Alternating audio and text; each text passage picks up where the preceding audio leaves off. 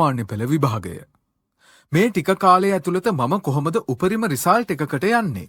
වැඩේ පටන් ගන්න කලින්ම අපි කියනවා මේ වීඩියෝ එක ඇතුලේ කිසිම විදිහකින් අපි ඔයාලට ටයිම් ටේබල් එකක් හදලා දෙන එකවත් මේ මාස 3 ඇතුළත ඔයා සඳුදාට මෙහෙම කරන්න ඕන, අඟහරුවාදට මෙහෙම කරන්න ඕන, උදේ 5ට නැගිටින්න ඕන, 11ට නිදියන්න ඕන, මහන්සි වෙන්න ඕන, කැප වෙන්න ඕන මේ වගේ බොළඳ කතා කියලා ඔයාව මොටිවේට් කරන එකවත් හිත පොඩ්ඩක් සනසන එකවත් නෙවෙයි කරන්නේ. ඒ හින්දා මේ වීඩියෝ එක බලලා ඉවර වුණාම ටිකක් මොටිවේට් වෙලා පොඩ්ඩක් රිලැක්ස් වෙලා ආතල් එකක් ලැබෙයි කියලා නම් බලාපොරොත්තු වෙන්න එපා. හේතුව මේ වීඩියෝ එක ඇතුලේ අපි කතා කරන්න යන්නේ විභාගේ බෙල්ල මුලටම ඇවිල්ලා තියෙනකොට ඔයා විභාගයේ වෙනුවෙන් සූදානම් වෙන්න ඕන කොහොමද, පාඩම් වැඩ කරන්න ඕන කොහොමද, සරලවම කිව්වොත් අද මේ වීඩියෝ එක බලන මේ මොහොතේ ඉඳලා විභාගේ විෂයන් 9ම ලියලා ඉවර වෙනකන් ඔයා කරන්න ඕන දේ ගැන රෝඩ් මැප් එකක් මේකේ අන්තර්ගත වෙනවා. ඔයා මේ වෙද්දි බිඳුවේ හිටියත් ඒ 9 ගන්න පුළුවන් මට්ටමක හිටියත් අපි මේ කියන දේවල් ටික තේරුම් ගත්තොත් ඔයා මේ වෙද්දි ඉන්නවට වඩා ඔයාලටවත් හිතා ගන්න බැරි තැනකට ඔයාව ගේන්න මේ මාස දෙක ඇතුළත ඔයාටම පුළුවන්කම ලැබෙනවා. අංක 1. ඔයා මේ ගේම් එක පටන් ගන්න කලින් තේරුම් ගන්න ඕන පළවෙනිම දේ තමයි මේ මාස දෙක මොන කට්ටක් කාගෙන හරි ඔයාට ඇදගෙන යන්න වෙන්නේ තනියම. ඔයාට ඉන්නේ ඔයා විතරයි කියන කාරණය.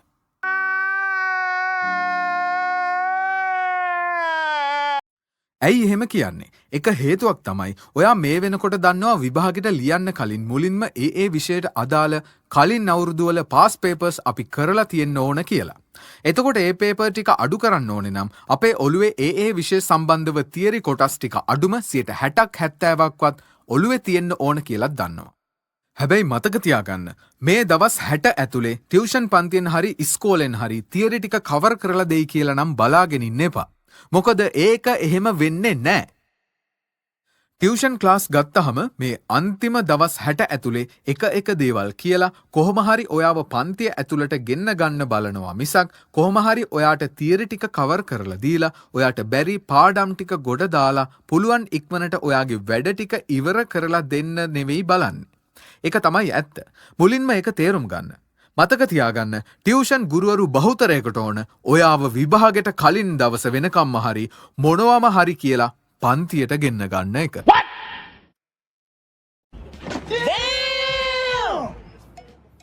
ඇයි එහෙම කියන්නේ? එක හේතුවක් තමයි ඔයා මේ වෙනකොට දන්නවා විභාගෙට ලියන්න කලින් මුලින්ම ඒ විෂයට අදාළ කලින් අවුරුදු වල පාස් පේපර්ස් අපි කරලා තියෙන්න ඕන කියලා. එතකොට ඒ පේපර් ටික අඩු කරන්න ඕනේ නම් අපේ ඔළුවේ ඒ විෂය සම්බන්ධව තියරි කොටස් ටික අඩුම 60ක් 70ක්වත් ඔළුවේ තියෙන්න ඕන කියලා දන්නවා. හැබැයි මතක තියාගන්න මේ දවස් 60 ඇතුලේ ටියුෂන් පන්තියෙන් හරි ඉස්කෝලෙන් හරි තියරි ටික කවර් කරලා දෙයි කියලා නම් බලාගෙන ඉන්න එපා. මොකද ඒක එහෙම වෙන්නේ නැහැ.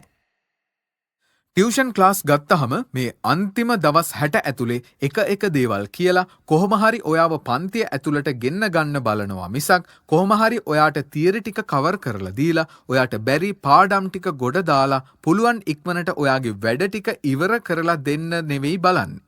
ඒක තමයි ඇත්ත. මුලින්ම ඒක තේරුම් ගන්න. මතක තියාගන්න ටියුෂන් ගුරුවරු බහුතරයකට ඕන ඔයාව විභාගෙට කලින් දවස වෙනකම්ම හරි මොනවම හරි කියලා පන්තියට ගෙන්න ගන්න එක. No! God, please, no! No!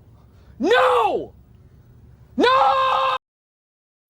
විභාගෙට සතියක් තියලා සියලුම උපකාරක පන්ති නතර කරන්න කියලා රජයෙන් තහනම් කරනකම්ම බහුතරයක් ටියුෂන් පන්තිවල තියරි ටික කවර් කරන්න නැතුව ඒ අන්තිම සතිය වෙනකන් බයිලා ගගහ සුරංගනා කතා කිය ඔයාලව රවට්ටගෙන පන්තියට ගෙන්න ගන්න තමයි බලන්නේ. ඒකට අපිට මොනවත් කියන්න බෑ. ඒ සිස්ටම්, ඒ ව්‍යාපාර හැදිලා තියෙන විදිහ තමයි ඒ. මේ තියෙන්නේ ටියුෂන් යන්න එපා, ඉස්කෝලේ යන්න එපා කියලා නෙවෙයි. කොහොම හරි පුළුවන් තරම් ඉක්මනට තියරි ටික කවර් කරගන්න කියලායි කියන්නේ. හේතුව ඔයා කවර් කරගන්න තියරි ප්‍රමාණය මත තමයි පේපරේට ලියන්න ඕන දැනුම ඔයාට එන්නේ. ඒ හින්දා විභාගයේ ගොඩ දාලා දෙනවා කියලා තියරි සේරම කවර් කරනවා, අරක මේක කරනවා කියලා සුරංගනා කතා කීව පළියට ටියුෂන් එකෙන් ගොඩ යන්න පුළුවන් වෙයි කියලා බලාගෙන නම් ඉන්න එපා. අංක 2. ඉස්කෝලේ ඇතුලේ විභාගේ අවසාන කාලය වෙද්දී ගොඩක් ළමයි ඉස්කෝලේ යන්නේ නැහැ. ඒ අය හිතනවා ඉස්කෝලේ යනවට වඩා ගෙදර ඉඳලා පාඩම් කරන එක හොඳයි කියලා. ඒක හරිද වැරදිද කියලා අපි කියන්නේ නැහැ. ඒක කෙනාගෙන් කෙනාට සාපේක්ෂ දෙයක්. ඒ වුණාට ඔයා බලන්න මම ඇත්තටම ඉස්කෝලේ ඇවිල්ලා කරන වැඩ ටිකට වඩා ඒ දවසේ ගෙදර ඉඳන් වැඩ කරන ප්‍රමාණය වැඩිද අඩුද කියලා. ඇත්තම කතාව ඔයාලගෙන් 80%ක් ඉස්කෝලේ ඇවිල්ලා කරන වැඩ ටිකවත් සමහර වෙලාවට ගෙදරදී කරන්නේ නැහැ. සමහර ළමයි ඉන්නවා ඉස්කෝලෙන් නැතුව ගෙදර ඉඳලා පාඩම් කරනවා කියලා කීවට උදේ නැගිටිද්දි 8යි. කාලා බීලා ලෑස්ති වෙද්දි 9-10 විතර වෙලා. අන්තිමට මේසේ ගාව ගිහින් ඉඳගන්නවා.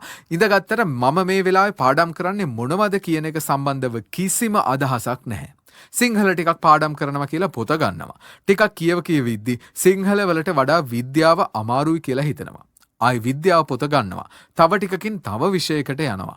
Taman කරන්නේ මොකක්ද? මට පුළුවන් මොනවද බැරි මොනවද කියලා කිසිම අදහසක් නැහැ. සමහර වෙලාවට ගෙදර ඉන්න දවසට එක්කෝ ගෙදරට කට්ටියක් ඇවිල්ලා එක්කෝ අම්මා වැඩක් කියනවා. එක්කෝ තාත්තට මොනවා හරි දෙයකට උදව් කරන්න වෙනවා. විටින් විට ෆෝන් එක ගන්නත් හිතනවා. පැය භාගෙන් භාගයට කණ්ඩ තේ බොන්න හිතනවා. මතක තියාගන්න. ගෙදර ඉද්දි ගොඩක් වෙලාවට බාධා වැඩි. ඉස්කෝලේ ඇවිල්ලා පීරියඩ් එක පටන් ගන්න වෙලාවට පුටුවේ ඉඳගත්තම මොන දේ වුණත් පීරියඩ් එක ඉවර වෙනකන්ම ඉඳගෙන අහගෙනම ඉන්න එපැයි. එතකොට මොනවම හරි දෙයක් ඔලුවට අනිවාර්යෙන්ම යනවා. ඒ හින්දා කවුරු හරි හිතනවා නම් ඉස්කෝලේ ඇවිල්ලා වැඩක් නැහැ, තේරෙන්නේ නැහැ, ගෙදරට වෙලා වැඩ කරනවා වගේ එකක් ඔයාලා කොලයක් පෑනක් අරගෙන වෙනම ලියන්න.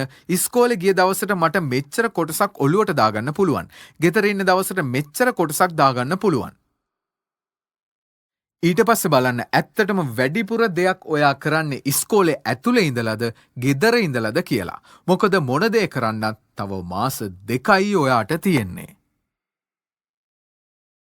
අංක 3 කියන්නා කෙසේ කීවත් බොරුව අසන්නා සිහි බුද්ධියෙන් ඇසිය යුතුයි. බොරුව හදේ පරිස්සමෙන්.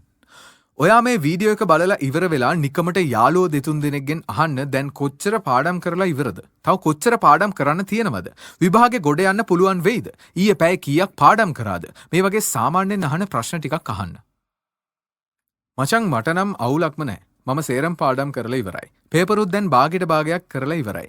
ලකුණුත් හොඳට තියෙනවා. තව ටිකක් මහන්සි වුණොත් ඒ 9 ගන්න පුළුවන් වෙයි වගේ බං. ඉක්මනට මේ විභාගේ තියන්නේ නැහනේ ඉවරයක් වෙන්න. මෙහෙම කියයිද? නැත්තම් අඩෝ බං කෙලවිලා ඉන්නේ. ඊයේත් හරියට පාඩම් කරගන්න බැරි වුණා. මොන පේපර්ද බං? පේපර් කරන්න කලින් තියරි ටික බලාගන්න එපයි. තව වැඩ එහෙම්මමයි. මොනවා කරන්නද කියලා මට නම් තේරෙන්නේ නැහැ. විභාගය ආයේ කල් ගියොත් හොඳයි බං. මේ වගේ උත්තරද?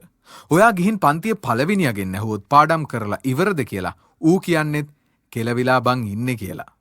මතක තියාගන්න. කෙලවිලා ඉන්නේ බං කියන හැම එකම ඔයාට හොරෙන් අනිවාර්යෙන් ගේමක් ගහනවාම තමයි. තිත්ත උනත් ඒක තමයි ඇත්ත. මේක බලාගෙන ඉන්න ඔයාට ඉස්සරහින් ඉන්න කෙනත් පිටිපස්සෙන් ඉන්න කෙනත් මෙහෙම කියන හැම කෙනාම යටින් වැඩ ටික කරගන්නවාම තමයි.